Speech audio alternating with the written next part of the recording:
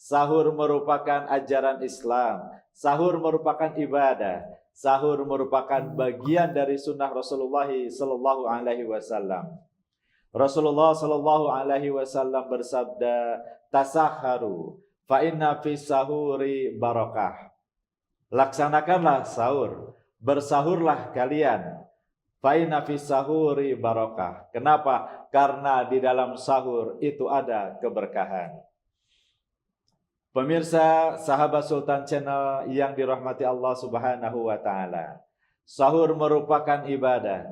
Sahur merupakan bagian dari ajaran Islam, sehingga pada saat melaksanakan sahur kita akan memperoleh pahala dari Allah Subhanahu wa taala. Sahur merupakan sunnah Rasulullah sallallahu alaihi wasallam. Jadi ketika kita melaksanakan sahur, kita sedang juga melakukan ittiba, mahabbah, mengikuti Rasulullah sallallahu alaihi wasallam, yang juga berarti kita juga akan memperoleh pahala melaksanakan sunnah Rasulullah sallallahu alaihi wasallam. Sahabat Sultan Channel rahimakumullah, sahur oleh Rasul digambarkan merupakan aktivitas yang di dalamnya mengandung keberkahan. Ya, kenapa? Karena memang itu bagian dari sunnah Rasul, itu bagian dari ajaran Islam. Setiap ajaran Islam, setiap sunnah Rasul pasti tergantung kebaikan, pasti tergantung keberkahan. Apa itu berkah? Berkah itu adalah ziyadatul khair, bertambah-tambahnya kebaikan.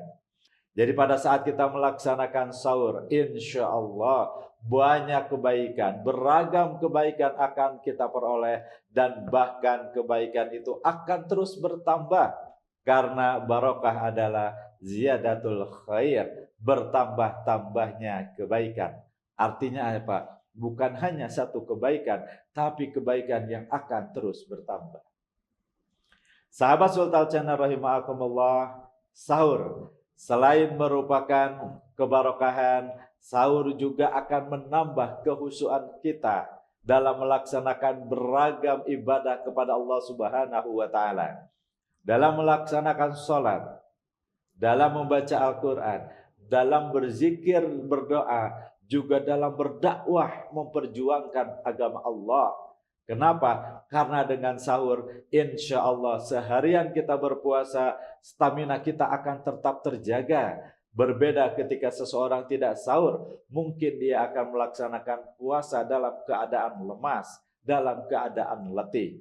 Dengan sahur, karena stamina kita tetap bagus, insya Allah itu akan menambah kekhusyuan kita dalam beribadah kepada Allah Subhanahu wa taala di bulan suci Ramadan ini. Kemudian, sahabat Sultan rahimakumullah, selain sahur merupakan sunnah Rasul, merupakan ajaran Islam, merupakan keberkahan tersendiri, sahur juga menjadi tambahan tenaga buat kita dalam kita melaksanakan selain ibadah-ibadah yang tadi, ibadah ritual, ibadah mahdoh, juga buat kita yang masih beraktivitas, bekerja, mencari nafkah, atau ibu rumah tangga mengurus rumah tangga, kita juga tetap bisa melaksanakan itu dengan penuh semangat. Kenapa? Karena kita memiliki energi, memiliki tenaga dengan kita melaksanakan sahur.